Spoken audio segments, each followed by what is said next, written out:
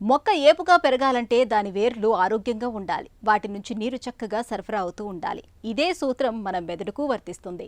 రక్తనాళాల నుంచి నిరంతరాయంగా మెదడుకు రక్తం సరఫరా అవుతూ ఉండాలి. ఏ కారణంగానైనా రక్తం సరిగ్గా సరఫరా కాకపోతే పక్షవాతం, మూర్ఛల వంటి విపత్తులు వచ్చి పడతాయి. మోయా సమస్య అలాంటిదే.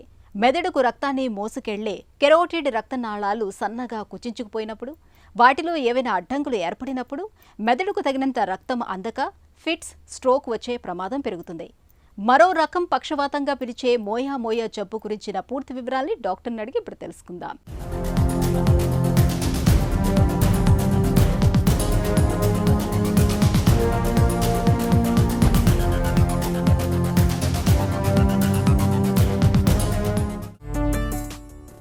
మోయా డిసీజ్ అంటే ఏంటి? ఇందులో ఏం జరుగుతుంది? మోయా డిసీజ్ మెదడు రక్తనాళాలకు సంబంధించిన జబ్బు. మెదడులో చాలా రక్తనాళాలు ఉంటాయి. హార్ట్ నుంచి, గుండె నుంచి పైకి మెడ ద్వారా రక్తనాళాలు మెదడుకు చేరుకుంటాయి. మెదడు లోపల ఉన్న ఈ రక్తనాళాలు వాటంతట అవే ప్రొలిఫరేట్ అవ్వడం వల్ల రక్తనాళాల్లో మనకి లేయర్స్ ఉంటాయి. రక్తనాళంలో మజిల్ ఉంటుంది, ఎండోథీలియం ఉంటుంది, ఇంకా చాలా లేయర్స్ ఉంటాయి. వీటిలో వాటంతట అవే కణాలు పెరుగుతూ పోవడం వల్ల రక్తనాళాలకు ఏదైతే ల్యూమన్ అంటామో, రక్తనాళాల లోపల ఉండే ఖాళీ భాగం, దేని నుంచి అయితే రక్త ప్రవాహం వెళ్తుందో ఆ భాగం మూసుకుపోవడం జరుగుతుంది. ఈ భాగం మూసుకుపోవడం వల్ల రక్తం వెళ్తూ రక్తం గడ్డగట్టిపోవడం, లేకపోతే కంప్లీట్గా మూసుకుపోవడం వల్ల ప్రాబ్లమ్స్ వస్తాయి.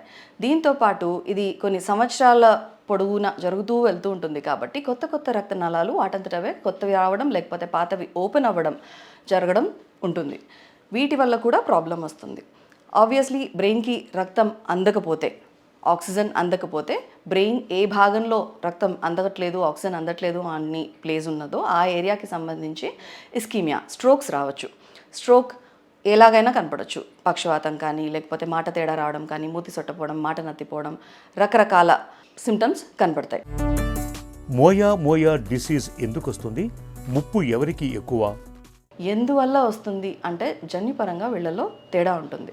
ఒక జీన్ కొన్ని ఫ్యామిలీస్లో ఇలా మోయా కనపడుతున్నప్పుడు, ఎస్పెషల్లీ జపనీస్ పాపులేషన్లో చూసినప్పుడు కొంత రీసెర్చ్ ద్వారా జెనెటిక్ ససెప్టబిలిటీ అంటే జన్యువులో తేడా ఉంది అనేది స్పష్టంగా కనపడింది. దీంతో పాటు కొంతమంది ఆటోఇమ్యూన్ బేసిస్ ఉందని చెప్తారు, కొంతమంది ఎన్వైరన్మెంట్, పరిసరాల వల్ల తేడా, అది కూడా ఈ జన్యుపరంగా తేడా ఉన్న వాళ్ళలో యాడ్ అవ్వడం వల్ల మోయా స్పష్టంగా సిమ్టమ్స్తో పాటు ఈ ఏవైతే రక్తనాళాల్లో మనకి కనబడుతున్నాయో ఆ తేడాలతో పాటు పేషెంట్స్ మన దగ్గరికి వస్తారు. ఎవరికి రావచ్చు అంటే రేస్ వరకు చూసుకుంటే east Asia, especially Japanese population, కానీ ఇండియాలో కూడా కనబడుతుంది. ఈస్ట్ ఏషియాలో ఈ కంట్రీస్లో బాగా చూసే జబ్బు, చాలా రేర్గానే కనబడుతుందండి. కాకపోతే అక్రాస్ ద వరల్డ్, మొత్తం గ్లోబ్ అంతా చూసుకుంటే మన వైపు ఎక్కువ. అండ్ ఫీమేల్ టు మేల్ చూసుకుంటే ఆడవాళ్ళలో కొంచెం ఎక్కువగానే కనబడుతుంది. చిన్నవాళ్ళల్లో ఒక పీక్లో కనపడవచ్చు, అంటే అరౌండ్ 5 ఏళ్ల పిల్లలు ఉన్నప్పుడు కనపడవచ్చు, లేదంటే పెద్దవాళ్ళల్లో కూడా కనపడవచ్చు. మోయా డిసీజ్ను ఎలా అనుమానించాలి? పేషెంట్ మనకు వచ్చి చెప్తారు, మాట తేడా వచ్చిందమ్మా, 1 గంటలో మొత్తం తగ్గిపోయింది, తో దీన్ని TIA అంటాం. సో TIA లాగా కూడా రావచ్చు. దీంతోపాటు తలనొప్పులు, కంటిన్యూస్గా తలనొప్పులు వస్తూ ఉంటాయి. కొంతమందికి ఫిట్స్ వస్తూ ఉంటాయి. కొంతమందికి వయసు పెరిగే కొద్దీ కాగ్నిషన్ అంటే తెలివితేటలు కానీ, వాళ్ళు పనిచేసే తీరు కానీ, ప్రవర్తన కానీ అన్నీ మారుతూ వస్తాయి. మెమరీ డిస్టర్బెన్సెస్ కూడా కనపడవచ్చు.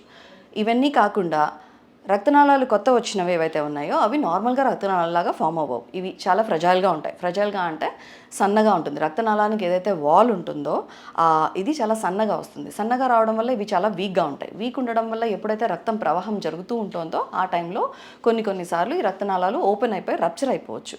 రప్చర్ అంటే పగిలిపోవచ్చు. పగిలిపోతున్నప్పుడు రక్తస్రావం కూడా జరుగుతుంది.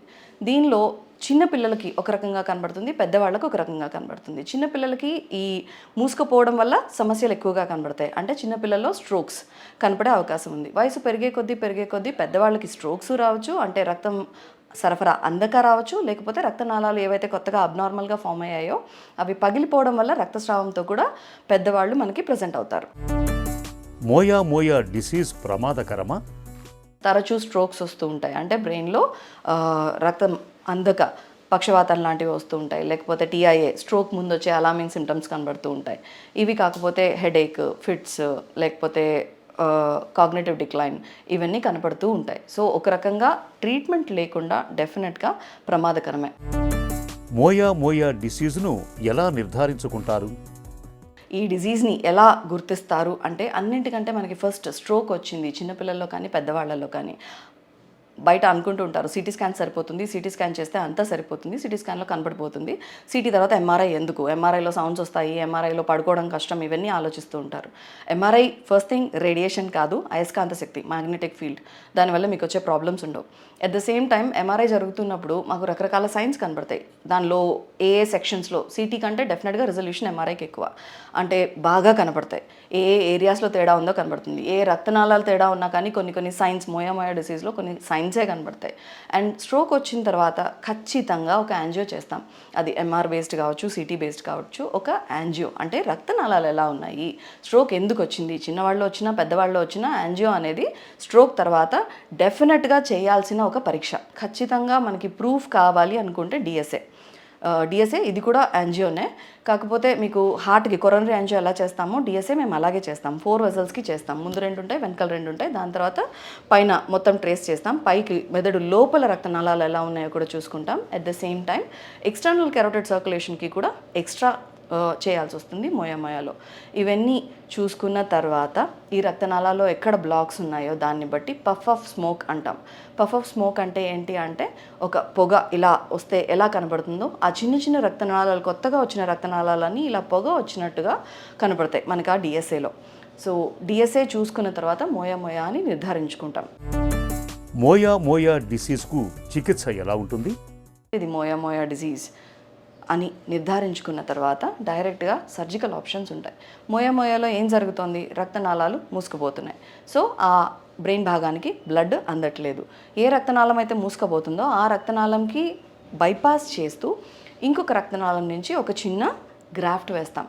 సో బయట ఉన్న రక్తనాళాల నుంచి లోపల ఉన్న రక్తనాళాలకి కలిపి గ్రాఫ్ట్ వేయగలిగితే బయట ఉన్న రక్తనాళాలు ఎలాగో ఓపెన్గానే ఉన్నాయి కాబట్టి దాని నుంచి రక్తం వెళ్తుంది కాబట్టి బ్రెయిన్ భాగానికి రక్త సరఫరా వస్తుంది. సో మిగతావి ఎక్కడైతే మూసుకుపోయినాయో దాన్ని బైపాస్ చేస్తూ పక్కనున్న రక్తనాళానికి కనెక్ట్ చేసేస్తాం. ఇది ప్రధానమైన సర్జికల్ ఆప్షన్. దీనిలో రకరకాల టెక్నిక్స్ ఉంటాయి, ఒక్కొక్కళ్ళు ఒక్కొక్కటి ఆప్ట్ చేసుకుంటారు. చిన్న పిల్లల్లో కొంచెం సర్జరీ కష్టం, బట్ స్టిల్ ఏంటంటే సర్జరీ చేస్తే సర్వైవల్ అంటే ఎంత బతుకుతారు, స్ట్రోక్స్ ఎంత అవాయిడ్ చేయొచ్చు అంటే పోస్ట్ సర్జరీ తర్వాత 90 to 95% వయసుని బట్టి చిన్నపిల్లల్లో ఇంత, మిడిల్ ఏజ్లో ఇంత, పెద్దవాళ్ళల్లో ఇంత, అది కూడా సిమ్టమ్స్ ఉంటే యాంటీరియర్ ముందుగా ఉన్న రక్తనాళాల్లో తేడా ఉంటే ఏంటి, వెనకాల ఉంటే రక్తనాళాల్లో తేడా ఉంటే ఏంటి, దాన్ని బట్టి డెఫినెట్గా 90% మంది కంటే ఎక్కువ మంది సర్వైవల్ మార్పు లేకుండా అంటే ఎన్ని సంవత్సరాలు బతుకుతారు అనేది నార్మల్గా ఎలా బతుకుతారో అన్ని సంవత్సరాలు బతికే విధంగానే అయిపోతుంది సర్జరీ తర్వాత. ప్రధానంగా స్ట్రోక్ వచ్చిన తర్వాత యాంజియో చేసుకోవడం అనేది చాలా ఇంపార్టెంట్. మెదడుకు రక్తాన్ని మోసుకెళ్లే రక్తనాళాలు సన్నగా మారినప్పుడు, వాటిలో బ్లాకేజీలు ఏర్పడినప్పుడు సత్వరమే చికిత్స చేయాల్సి ఉంటుంది. యాంజియోగ్రామ్ ద్వారా రక్తనాళాలను వెడల్పు చేయటం, అవసరమైతే స్టెంట్ వేయటం ద్వారా పరిస్థితిని చక్కదిద్దాల్సి ఉంటుంది.